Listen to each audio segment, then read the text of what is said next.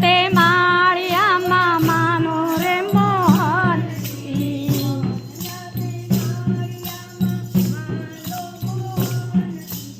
માન રે તે માળિયામાં માને મોહનજી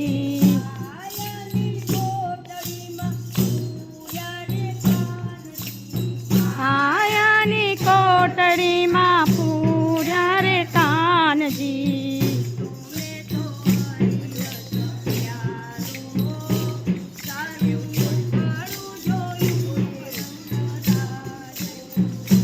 તારું મુખડું જોયું ને રંગરાતો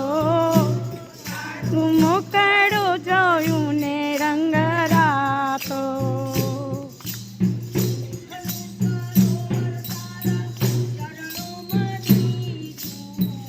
સુખનો સરોવર તારા ચરણોમાં લીધું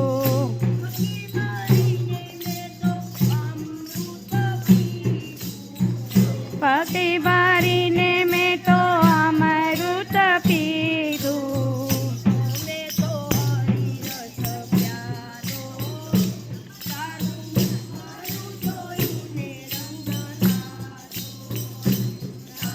મુખડું જોયું ને રંગરાતો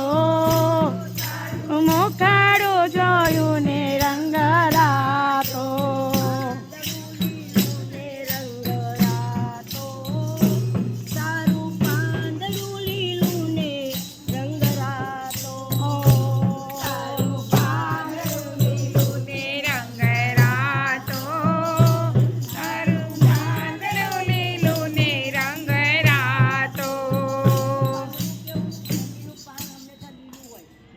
મેદી જોઈએ ને ત્યારે પાન કેવા હોય છે લીલા રંગના અને એનો રંગ તમે જુઓ ને આપણે લગાડીએ તો કેવો રંગ આવે લાલ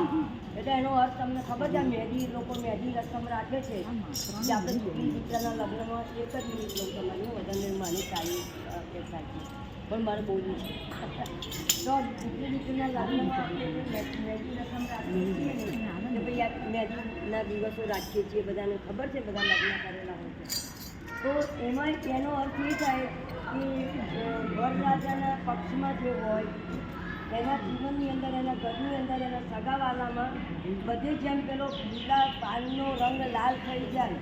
એવી રીતે એની જિંદગીમાં એના સગાવાલામાં એના ઘરમાં એના બધામાં એનો આવો લાલ ને લાલ કલર એટલે કે સમજી ગયા ને કે ભગવાન હંમેશા માટે બહુ સરસ રીતે બધાને હાજા તાજા રાખે એનો લાલ કલર લઈને એવી રીતે દીકરીના હાથમાં બી મહેંદી લગાડીએ ત્યારે લાલ તો એ દીકરીના સાસરેના પિયરની અંદર એ બધાને ભગવાન લીલો પાણીનું પણ લાલ રંગ છે એવો અખંડ સૌભાગ્યવતી તારા જીવનની અંદર અને તારા ઘરમાં બધાને ખુશી લાગે આ સાગરો ખુશી રંગ રાખો અને મહેંદી મૂકવાનો અર્થ નહીં લગાડી ખોખું લગાડવું ના બોલાય અને મને મહેંદી ના બોલાય ખોખું નહીં લગાડવાનું એ આપણે મહેંદીનો રંગ